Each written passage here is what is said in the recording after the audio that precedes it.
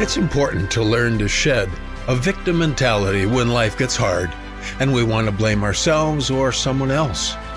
Don't let the world take you wherever it wants to. Learn how to find the joy of God's presence when there's nothing left to bank on. By faith, our future doesn't have to be crippled by anything.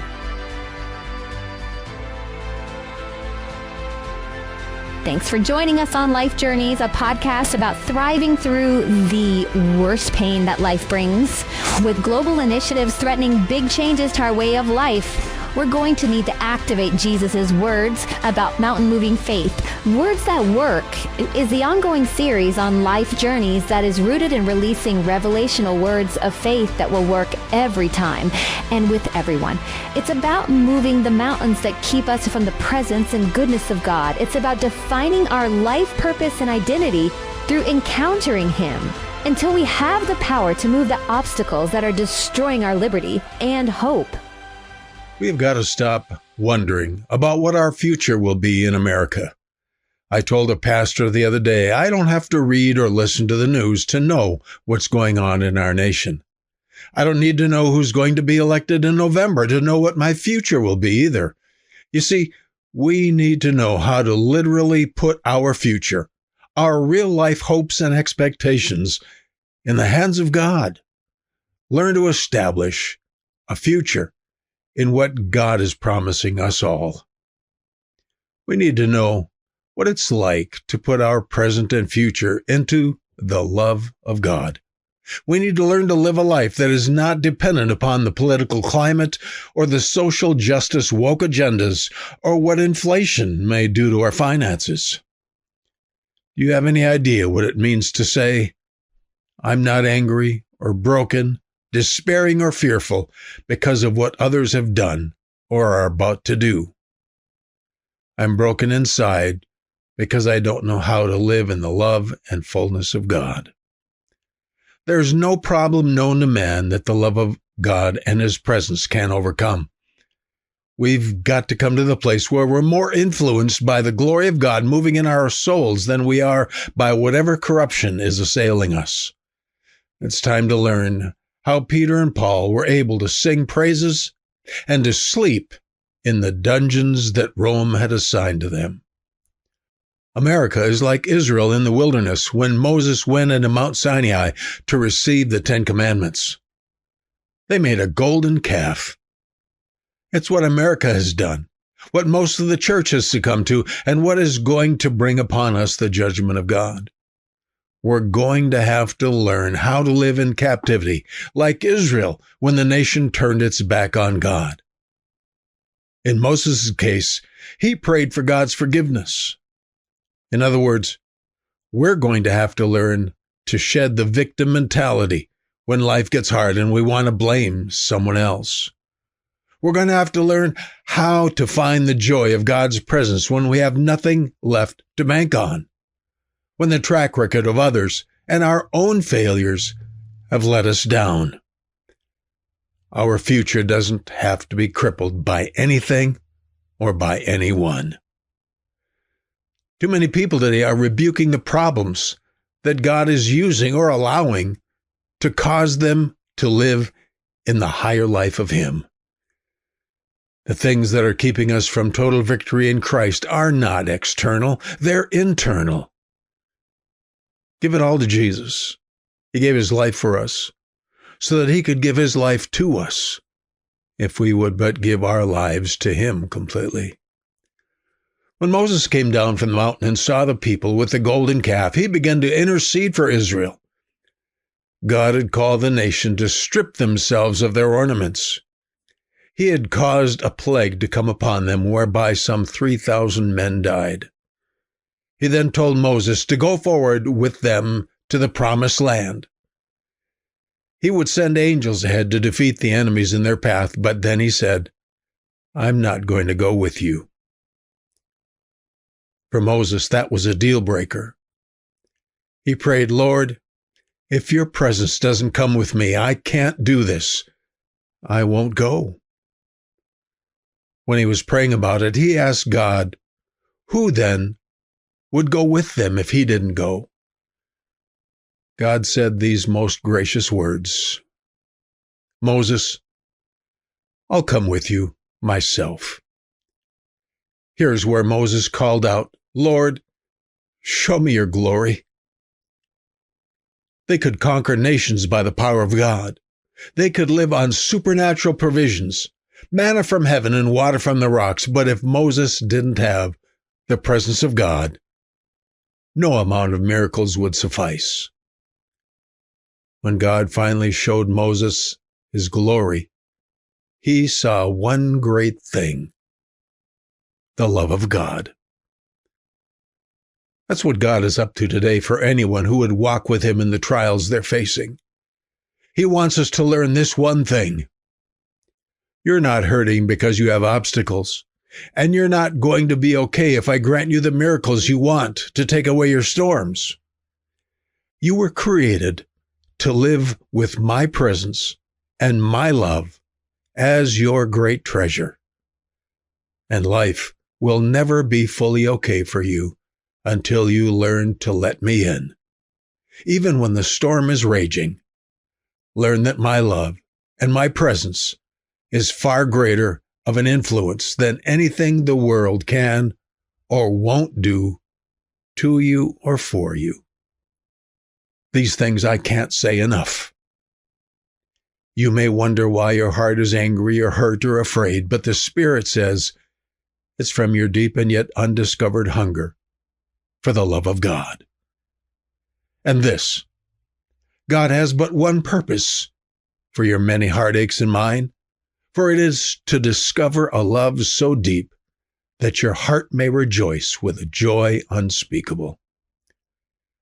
The greatest glory and honor upon a man's soul in life is that he is loved by God. His greatest success is that he believes it.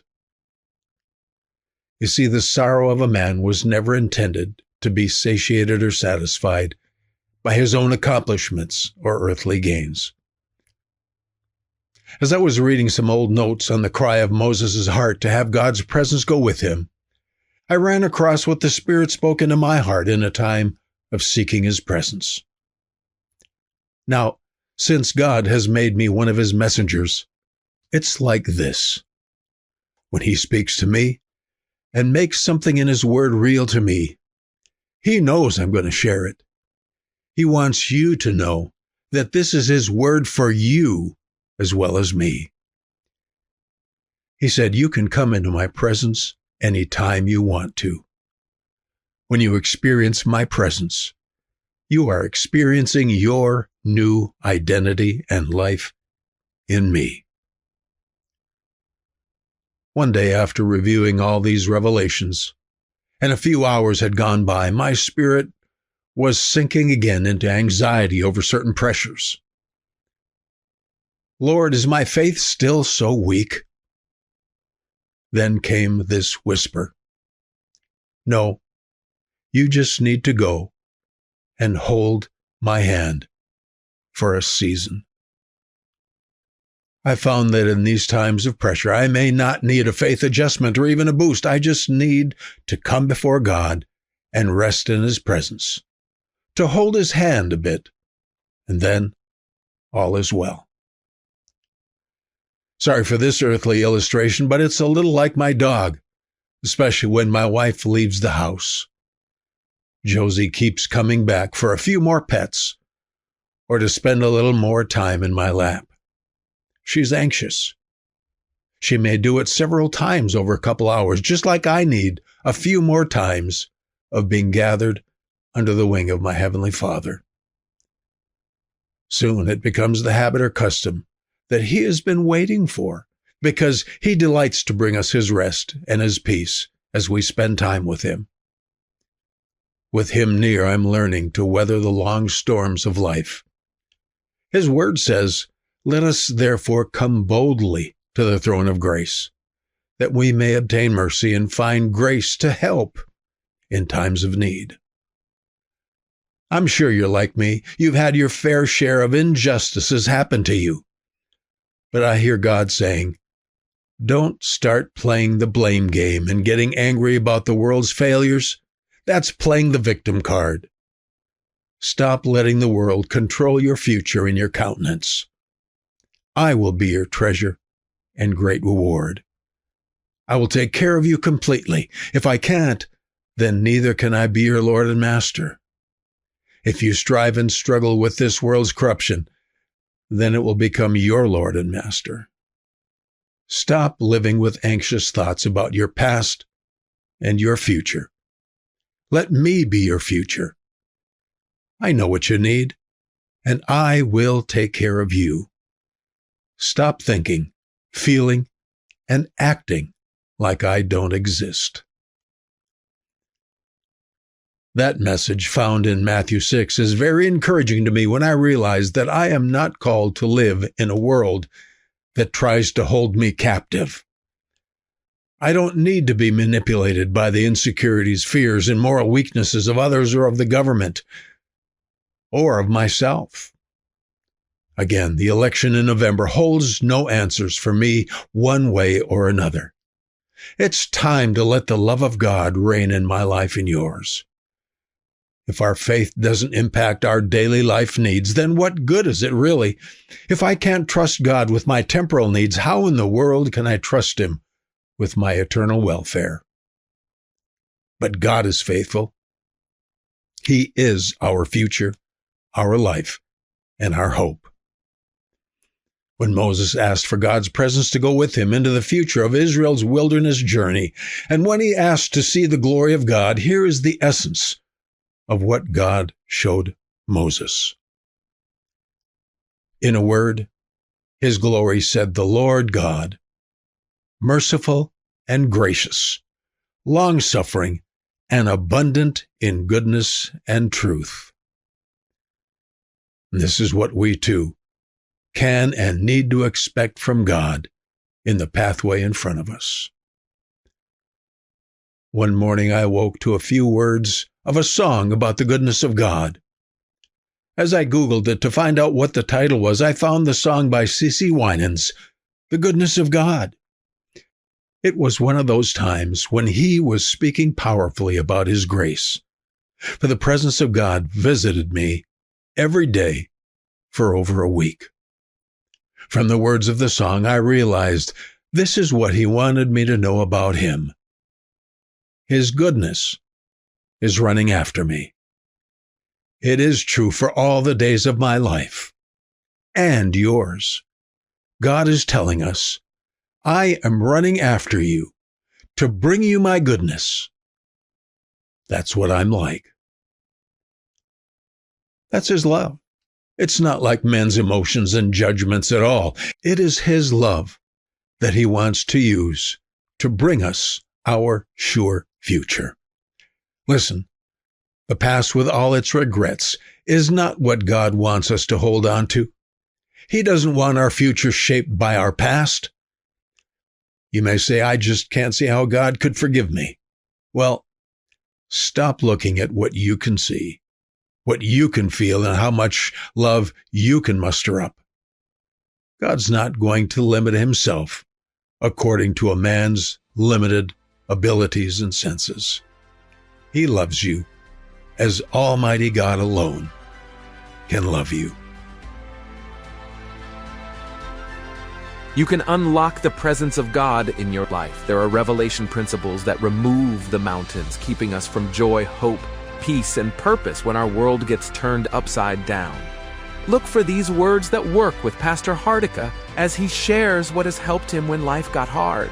And don't forget to check out his book, The Fortress and the Firebrand, available on Amazon and Barnes & Noble. Thanks for listening to Life Journeys. Find new episodes every Wednesday and Saturday. And if you're new to this series, it begins with the September 16th episode. It's important to learn to shed a victim mentality when life gets hard and we want to blame ourselves or someone else. Don't let the world take you wherever it wants to. Learn how to find the joy of God's presence when there's nothing left to bank on. By faith, our future doesn't have to be crippled by anything.